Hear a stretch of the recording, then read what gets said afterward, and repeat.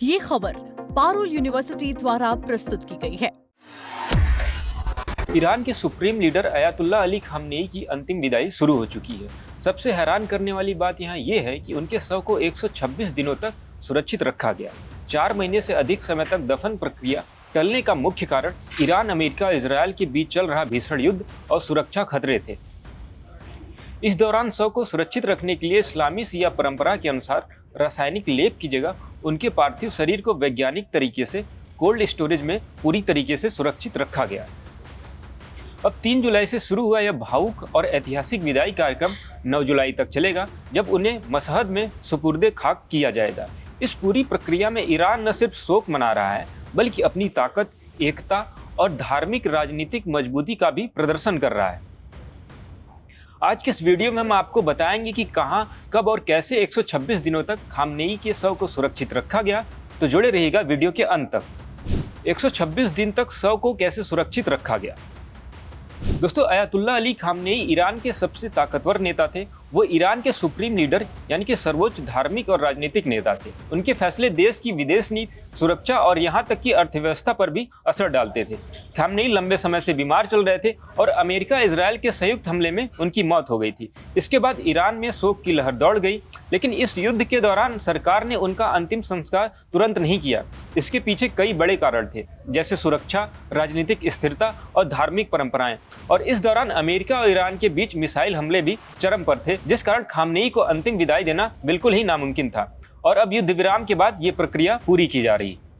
दोस्तों, लेकिन सबसे बड़ा सवाल ये है कि खामनेई की मौत के बाद उनके शव को 126 दिनों तक कैसे रखा गया।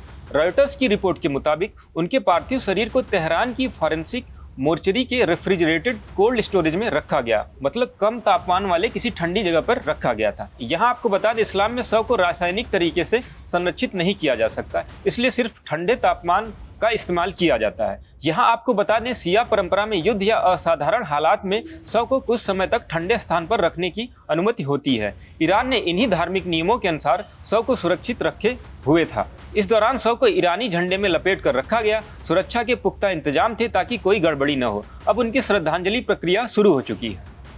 आपको बता दें, शुक्रवार यानी कि 3 जुलाई से तेहरान में श्रद्धांजलि का सिलसिला शुरू हो चुका है। खामनेई और उनके परिवार के कई सदस्यों के ताबूत ग्रैंड मुसाला मस्जिद में रखे गए हैं। इनमें खामनेई के एक दामाद, उनकी सबसे बड़ी बेटी, सिर्फ 14 महीने की पोती जहरा और नए सुप्रीम लीडर मुस्तफा खामनेई की पत्नी का ताबूत शामिल है। ताबूत पर ईरानी झंडा और या हुसैन लिखा लाल झंडा रखा हुआ है। लाखों लोग यहाँ पहुंचकर उन्हें श्रद्धांजलि दे रहे हैं। पुरुष, महिलाएं, बच्चे, बुजुर्ग सब आ रहे हैं। ईरानी सत्ता के शीर्ष नेता भी मुसाला परिसर पहुंचकर उन्हें श्रद्धांजलि दे चुके हैं। इनमें राष्ट्रपति मसूद पेजेश्कियान, विदेश मंत्री अब्बास अरागाची, संसद अध्यक्ष मोहम्मद बाकर गलीबाफ, मुख्य न्यायाधीश गुलाम हुसैन मोहसेनी और वरिष्ठ सैन्य अधिकारी मोहसिन रजाई शामिल हैं।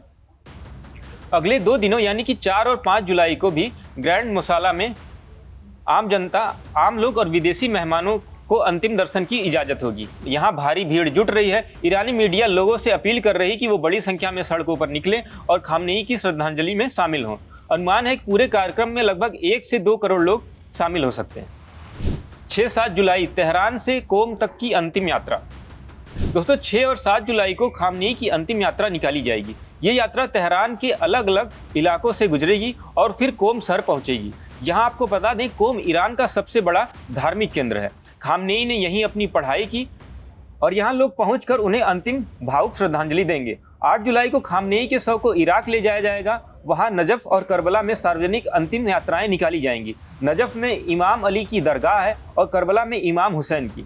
शिया मुसलमानों के लिए ये दोनों जगहें बहुत ही पवित्र होती हैं। यहाँ लाखों शिया श्रद्धालु खामनेई को याद करेंगे। फिर 9 जुलाई को शव को वापस ईरान ले जाया जाएगा और मशहद स्थित इमाम रजा की दरगाह में उन्हें सुपुर्दे खाक किया जाएगा। यही उनका अंतिम संस्कार होगा। दोस्तों, ये कार्यक्रम सिर्फ ईरान तक सीमित नहीं है।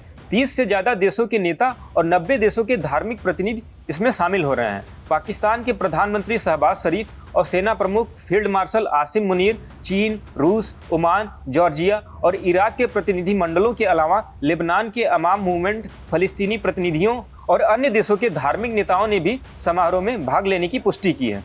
दोस्तों, यहाँ आपको बता दें, भारत की तरफ से विदेश राज्य मंत्री पवित्र मार्गरेटा और बिहार के राज्यपाल सैयद अता हसनैन तेहरान पहुंचे हैं। महबूबा मुफ्ती, सलमान खुर्शीद और जैन मुनि आचार्य लोकेश जैसे लोग भी श्रद्धांजलि देने वहां पहुंच गए हैं। जन समर्थन से दुनिया को संदेश। ईरान इस पूरे कार्यक्रम को बहुत बड़े स्तर पर मना रहा है। इसके माध्यम से ईरान अमेरिका और इजरायल को ये संदेश देना चाहता है कि भले ही युद्ध हुए हों, लेकिन हमारी व्यवस्था अभी भी मजबूत है, हमारी जनता हमारे साथ है। ये शक्ति प्रदर्शन राजनीतिक और मनोवैज्ञानिक दोनों रूप से महत्वपूर्ण है। करोड़ों लोगों की भीड़ को देखते हुए ईरान में हाई अलर्ट है। यहाँ आपको बता दें, इससे पहले 1989 में खुमैनी और फिर कासिम सुलेमानी के अंतिम संस्कार में भगदड़ मच चुकी थी और इस दौरान कई लोग मारे गए थे। इसी वजह से इस बार सुरक्षा इंतजाम पूरी तरीके से पुख्ता किए गए हैं। अली खामनेई के बेटे मुस्तफा खामनेई सुरक्षा कारणों से सार्वजनिक कार्यक्रमों में नहीं आ रहे हैं। दोस्तों, ईरान इस मौके को सिर्फ शोक का नहीं बल्कि अपनी एकजुटता और ताकत दिखाने का अवसर बना रहा है। धर्म, राजनीति और जन समर्थन तीनों को एक साथ जोड़कर ईरान दुनिया को बता रहा है कि वो किसी भी चुनौती का सामना करने के लिए पूरी तरीके से तैयार है। खामनेई के 126 दिनों तक शव को सुरक्षित रखना भी इसी रणनीति का हिस्सा है, ताकि जब कार्यक्रम हो तो पूरा देश और दुनिया देख सके। सड़कों पर आपको महिलाएं, बच्चे, बुजुर्ग सब रोते हुए और नारे लगाते हुए दिख रहे हैं। ईरान की सरकार इसी भावना को और बढ़ा रही है। मीडिया लगातार कवरेज कर रहा है।